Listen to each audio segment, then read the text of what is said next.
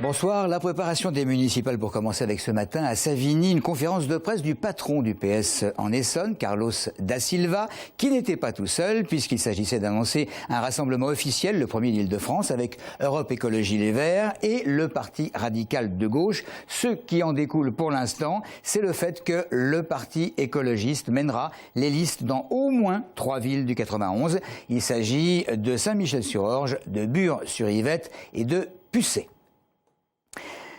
Les chances d'accéder à un appartement en location sont-elles les mêmes en Essonne si on est d'origine, comment pourrait-on dire, hexagonale ancienne ou d'origine maghrébine par exemple? Une étude dévoilée ce matin par le Conseil général nous montre que non. Entre la fin avril et la mi-juillet, 6 comédiens ont fait semblant de chercher un appartement sur le département pour tester les réactions des bailleurs privés, particuliers ou agences. Les résultats sont, Maxime Lemaine, sans appel. Le testing réalisé par la société ISM Quorum est très clair. Lorsqu'on recherche un appartement dans le parc locatif privé, l'âge joue un rôle important. À situation familiale et professionnelle équivalente, seuls 64% des jeunes obtiennent sans désavantage un logement, contre 89% pour les quadragénaires. Mais ce n'est pas la seule discrimination dont sont victimes les futurs locataires. Parmi les 6 comédiens français ayant participé à l'étude, la moitié était d'origine maghrébine et facilement identifiable comme telle grâce à leur nom de famille ou leur apparence physique. Les résultats sont atterrants selon Maude Olivier, chargée des discriminations au Conseil général. Toujours à situation égale, seuls 42% des personnes d'origine maghrébine obtiennent l'appartement visé. Je pense qu'il faut sensibiliser, faire de la pédagogie, expliquer à quel point c'est irrationnel, ces discriminations, à quel point c'est juridiquement non défendable, mais il faut commencer par sensibiliser, expliquer. Après, il faudra responsabiliser. Ça m'est déjà arrivé personnellement dans le cadre de recherche de logement qu'on me demande de quelle origine j'étais et quelle était ma couleur de peau avant même de me rencontrer, ce qui est totalement déplorable. À noter que selon l'étude, les bailleurs du Sud-Essonne sont plus inégalitaires en matière de traitement des locataires à la recherche d'un logement. Le Conseil général va mettre en place un groupe de travail pour proposer des actions à ses partenaires. Une présentation publique de ces propositions se fera début 2014 auprès des bailleurs privés et des agences. Alcatel, en Essonne, très touché par les suppressions de postes annoncées. Sur le site de Villarceau, à Nozay, ce sont 509 postes sur les 881 prévus qui sont concernés. Villarceau, qui doit devenir le plus grand centre de recherche et de développement européen du groupe. Les syndicats ont prévu plusieurs réunions et côté politique. Le Conseil général, qui a investi dans un certain nombre d'aménagements, a l'intention, nous dit Jérôme Couet, de demander des comptes à Alcatel. Quant à Nathalie Kosciusko-Morizet, députée de la 4e circonscription, elle regrette, je cite, le manque de mobilisation du gouvernement. Un mouvement de grève lancé par l'intersyndicale de la faculté des métiers de l'Essonne à Évry, des syndicats qui estiment que la réussite aux examens des jeunes va être mise en péril en raison de sections qui ferment et de 35 salariés à qui il a été annoncé une fin de contrat. Ce centre de formation, je vous le rappelle, accueille 2600 apprentis. Un détenu qui porte plainte contre un surveillant et un chef du bâtiment D1 de Fleury-Mérogis. L'homme aurait été victime de violences graves lors d'une fouille après une promenade. Les faits se seraient déroulés le 5 août. L'homme souhaite porter plainte immédiatement, mais on l'en empêche. Sa famille a alors pris contact avec un avocat qui s'est occupé de la plainte en question. Cela dit, une enquête interne n'est toujours pas en cours à Fleury. Précision Audrey Coll.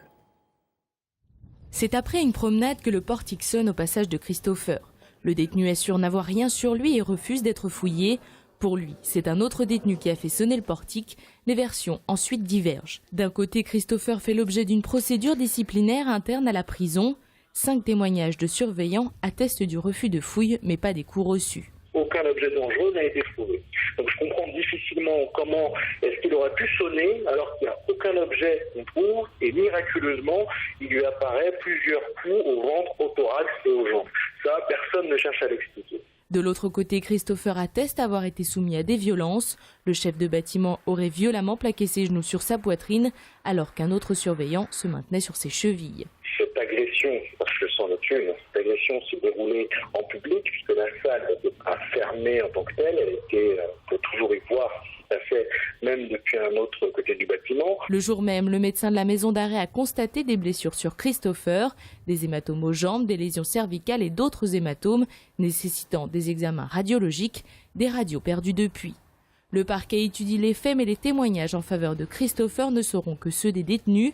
Transféré depuis au bâtiment D3, son avocat Maître Adelise souhaite aller jusqu'au bout de la plainte. Les membres de la communauté d'Emmaüs à Longjumeau avaient beaucoup de mal à stocker divers objets, faute de place. Ils ont pris possession, juste en face de leur bâtiment, d'un terrain de 1800 mètres carrés. Reste à l'aménager. Cela devrait mettre environ 3 mois. Et puis du sport, plus particulièrement du cyclocross pour terminer. Après une très belle carrière au plus haut niveau, l'Évrien Jérémy Galland va raccrocher son vélo et quitter les pelotons professionnels. La faute, Éric Coutard, au retrait de son sponsor principal. C'était peut-être l'une de ses dernières courses. Le cyclocross, organisé la semaine dernière par Jean-Philippe Minotte, a permis à l'Évrien Jérémy Galland de rencontrer un public de passionnés de cyclocross mais aussi de cyclisme. Après l'annonce de la fin de la participation de son sponsor Sor Sojasun, des pelotons professionnels, l'Essonien se retrouve sans employeur. Celui qui était sélectionné l'an dernier pour participer au championnat du monde sur route avec l'équipe de France est contraint de mettre fin à sa carrière. Jérémy Galland vivait alors l'une de ses dernières courses à Savigny-sur-Orge. C'est certainement l'une de mes dernières courses, puisque mon équipe n'a pas retrouvé de sponsor et puis c'est difficile cette année de trouver des places dans les équipes. Il y a 3 équipes qui arrêtent, donc malheureusement je vais certainement pas retrouver d'équipe, donc je vais devoir prendre ma retraite sportive. Donc oui, forcément, accrocher les derniers dossards, c'est forcément une émotion particulière. Le sport de haut niveau, c'est fait de haut des bas. Quand on est au haut de l'affiche, tout va bien, et quand on est un peu moins bien, ça peut aller très vite dans un autre sens. Cette année, j'ai pas fait une superbe saison, et la conjoncture fait qu'il y a beaucoup de coureurs, et même des bons coureurs qui ont un avenir encore incertain.